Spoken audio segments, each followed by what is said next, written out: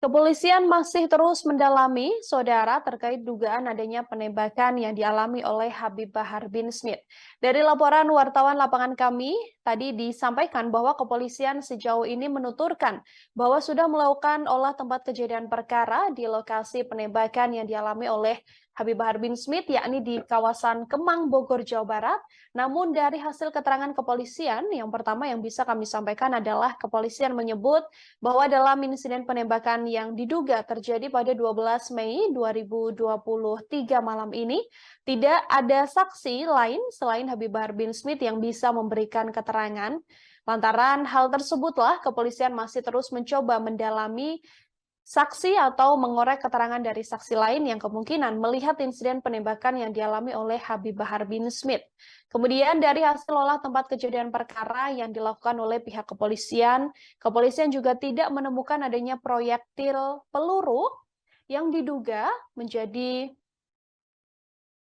senjata yang digunakan untuk melukai Habib Bahar bin Smith. Dari keterangan Kabid Humas Polda Jawa Barat, Kombes Ibrahim Tompo sendiri menyebut bahwa Habib Bahar bin Smith mengalami luka di bagian perutnya, saudara, namun luka di perut tersebut apakah memang berasal dari luka tembak yang dilakukan oleh orang tak dikenal ini? Kepolisian masih belum memberikan keterangan lebih lanjut lantaran masih menunggu hasil visum yang saat ini masih didalami oleh pihak kepolisian.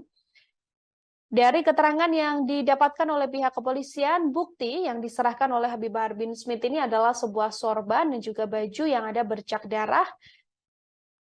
Sementara kepolisian masih terus mencoba menggali kebenaran kabar terkait laporan dari Habib Bahar bin Smith yang mengatakan bahwa ada penembakan yang dialami oleh dirinya yang terjadi pada Jumat 12 Mei di kawasan Kemang, Bogor, Jawa Barat. Dalam rekaman suara yang beredar di media sosial, saudara, juga disebutkan bahwa insiden penembakan tersebut terjadi saat Habib Bahar bin Smith sedang keluar untuk mengurus mobilnya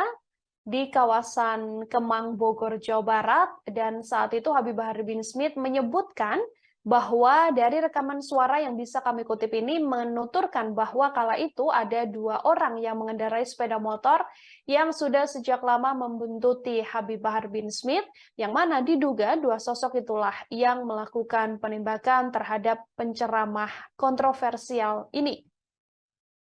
Namun saat dicoba konfirmasi pada pihak kepolisian sendiri masih belum membenarkan sepenuhnya rekaman suara atau percakapan yang beredar di media sosial ini, yang mana kepolisian masih fokus membentuk tim dan juga melakukan penyelidikan mandiri untuk mendalami informasi terkait kabar penembakan yang dialami oleh Habib Bahar bin Smith. Habib Bahar bin Smith membuat laporan kepolisian seusai mengalami dugaan penembakan yang dialaminya pada Jumat kemarin, saudara. Artinya seusai mengalami insiden penembakan, Habib Bahar bin Smith ini memang langsung melapor ke pihak kepolisian. Namun kasus ini kemudian baru mencuat ke ranah publik pada hari ini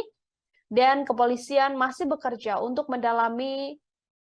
dugaan adanya penembakan yang dialami oleh Habib Bahar bin Smith, termasuk apabila memang benar ada penembakan yang dialami oleh penceramah ini, kepolisian juga nantinya akan langsung memburu pelaku